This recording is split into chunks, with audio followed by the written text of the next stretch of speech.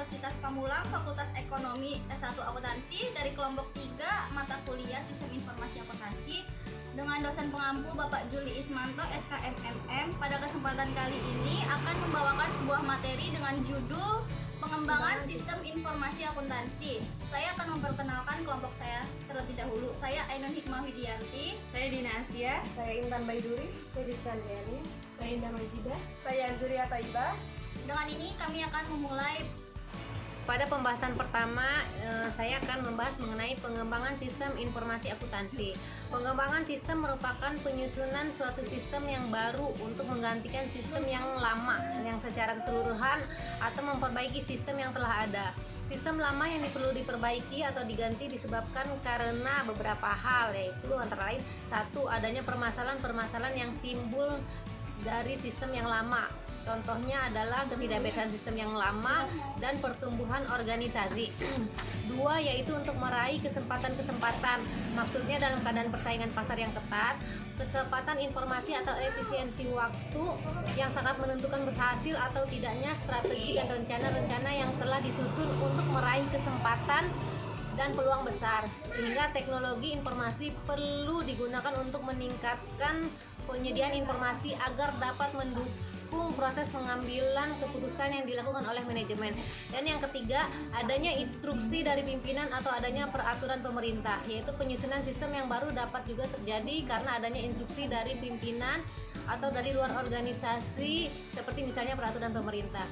Salah satu tujuan dari pengembangan sistem informasi akuntansi adalah menambah nilai bagi perusahaan. Sistem informasi akuntansi dapat memberi nilai tambah dengan memberikan informasi yang akurat dan tepat waktu, penerapan sistem informasi akuntansi, meningkatkan efektivitas dan efisiensi biaya dalam mengumpulkan informasi ekonomi, terus membantu serta meningkatkan kualitas keputusan yang akan diambil oleh pihak manajemen dan meningkatkan pembagian pengetahuan. Dalam hal ini pengembangan sistem memiliki beberapa prinsip sebagai berikut yang dapat saya sebutkan. Salah satunya adalah sistem yang dikembangkan adalah untuk manajemen, sistem yang dikembangkan adalah investasi modal yang besar, sistem yang dikembangkan memerlukan orang-orang yang terdidik, dan proses pengembangan sistem tidak harus urut. Jangan takut membatalkan proyek. Dokumentasi harus ada pedoman dalam pengembangan sistem. Terima kasih. Teknologi informasi, terutama pada era informasi, berdampak signifikan. Terdapat sistem informasi akuntansi atau SIA dalam suatu perusahaan. Dengan adanya kemajuan yang telah dicapai dalam bidang akuntansi yang menyangkut sistem informasi akuntansi berbasis komputer dalam menghasilkan laporan keuangan, maka praktik pengauditan dan proses pengelolaan data akuntansi akan terkena imbasnya.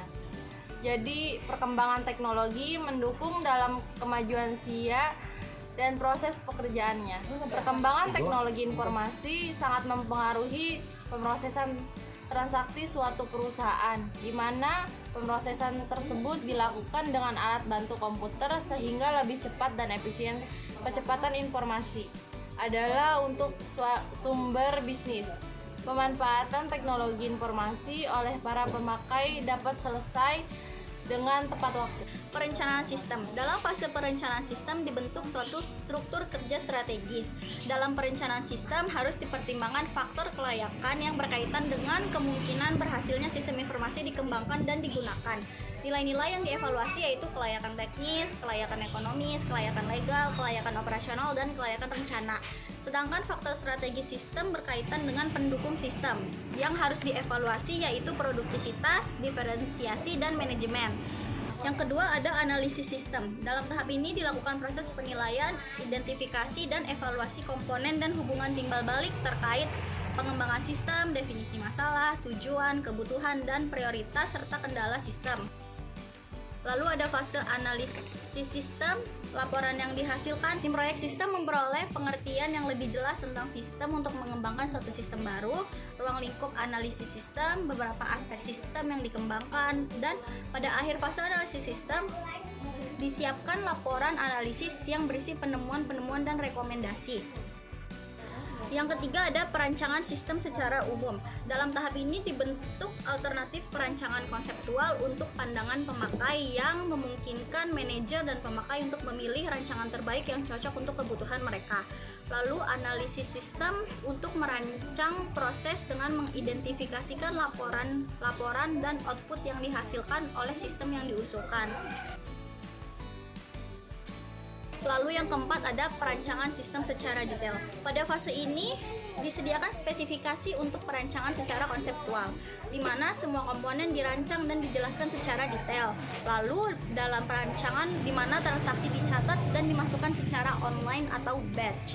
Lalu di database dirancang untuk menyimpan dan mengakses data. Di akhir fase ini, laporan rancangan sistem secara detail akan dihasilkan yang berisi beribu-ribu dokumen dengan semua spesifikasi untuk masing-masing rancangan sistem yang terintegrasi menjadi satu kesatuan yang lengkap. Di mana laporan ini bisa menjadi sebuah buku panduan. Lalu yang kelima ada evaluasi dan seleksi sistem. Dalam fase ini, semua kualitas sistem dan biaya keuntungan dari laporan dengan proyek sistem dinilai secara hati-hati dan diuraikan dalam laporan evaluasi dan seleksi sistem. Jika tidak ada satupun alternatif perancangan konseptual yang dihasilkan pada fase perancangan sistem sebelumnya terbukti dapat dibenarkan, maka semua alternatif akan dibuang. Yang keenam ada implementasi sistem. Di fase keenam ini, semua sistem dibuat dan diinstalasi, lalu dikoordinasikan dan pelaksanaan tugas dilaksanakan untuk mengimplementasikan sistem baru. Laporan implementasi pada fase implementasi sistem dibagi menjadi dua bagian, yaitu rencana implementasi dalam bentuk Gantt chart atau PERT chart. Lalu yang kedua ada penjadwalan proyek dan teknik manajemen. Yang terakhir ada pemeliharaan sistem. Dalam langkah pemeliharaan sistem terdiri dari penggunaan sistem, audit sistem, penjagaan sistem, lalu perbaikan sistem dan peningkatan sistem. Alasan mengapa sistem perlu dirawat yaitu untuk memperbaiki semua kesalahan sistem yang terlebih dahulu belum terdeteksi. Alasan mengapa sistem perlu dirawat yaitu karena terjadi kesalahan yang belum terdeteksi pada sistem sebelumnya sehingga harus diperbaiki. Lalu sistem mengalami perubahan-perubahan karena permintaan baru dari pemakai, dan juga sistem mengalami perubahan lingkungan dari luar, dan juga sistem perlu ditingkatkan lagi. Pembahasan selanjutnya yaitu mengenai pihak yang terlibat dalam pengembangan sistem, yaitu ada pertama manajemen, yaitu memberikan dukungan dan dorongan untuk proyek pengembangan serta menyerasikan sistem informasi dengan strategi perusahaan. Yang kedua yaitu ada akuntan, yaitu ada sebagai pemakai, sebagai komite pelaksanaan, sebagai mendesain, mengawasi, serta menguji. Yang ketiga yaitu ada komite pelaksanaan sistem informasi, yaitu merencanakan dan mengawasi fungsi sistem informasi. Yang keempat itu tim pengembangan proyek atau penyusun sistem.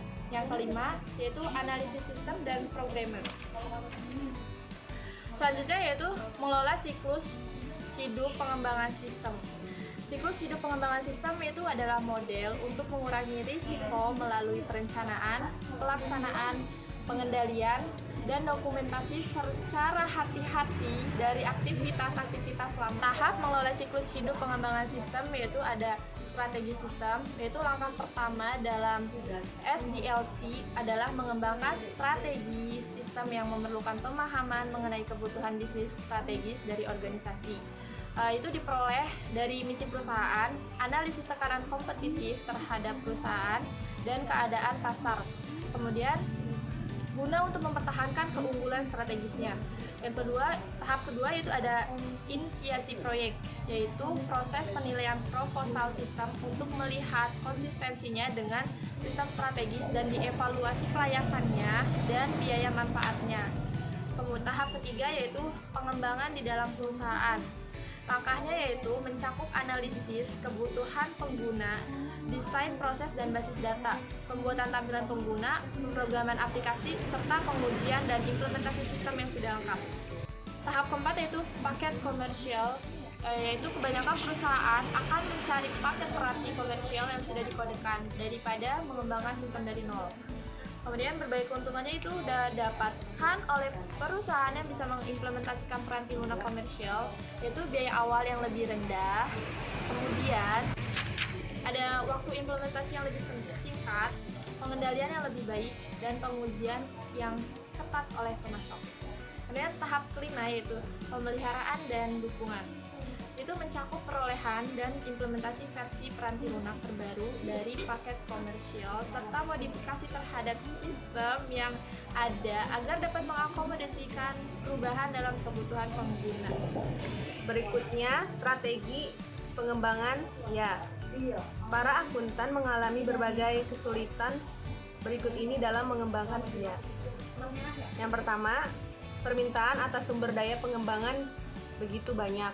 Kedua, SIA yang baru didesain tidak selalu dapat memenuhi kebutuhan para pemakainya. Tiga, proses pengembangan dapat memakan waktu yang begitu lama. Yang keempat, para pemakai tidak dapat menspesifikasikan kebutuhan mereka dengan tepat. 5. Perubahan atas SIA seringkali sulit untuk dibuat setelah persyaratan telah ditetapkan menjadi spesifikasi. Untuk pembahasan yang terakhir, saya akan membahas tentang cara-cara untuk dapat mendapatkan sistem informasi yang baru, yaitu membeli software. Software massal, Kenneth Software, dibuat oleh perusahaan pengembang software dan dijual di pasar terbuka untuk berbagai lapisan pemakai yang memiliki persyaratan yang hampir sama. Penyedia jasa aplikasi, application service providers, menyediakan website, software pada komputer mereka dan mengirimkan software ke klien melalui internet. Pembelian software dan SDLC, yaitu analisis sistem, desain konseptual sistem, desain fisik, implementasi dan perubahan, operasi dan pemeliharaan. Memilih vendor, memutuskan untuk membuat atau membeli software dan dapat dilakukan secara terpisah dari keputusan untuk mendapatkan hardware, perbaikan, pemeliharaan, dan sumber daya sistem informasi akuntansi lainnya. Mendapatkan hardware dan software. Perusahaan yang membutuhkan software dan hardware dalam jumlah besar akan mengirimkan permintaan proposal, request for proposal, yang mengundang para vendor untuk mengusulkan sebuah sistem pada tinggal yang telah ditentukan. Mengevaluasi proposal dan memilih sistem. Salah satu cara untuk membandingkan kinerja sistem adalah menggunakan benchmark problem, pekerjaan pemrosesan data dengan kegiatan input, pemrosesan dan output umum yang akan diproses oleh sistem informasi akuntansi yang baru.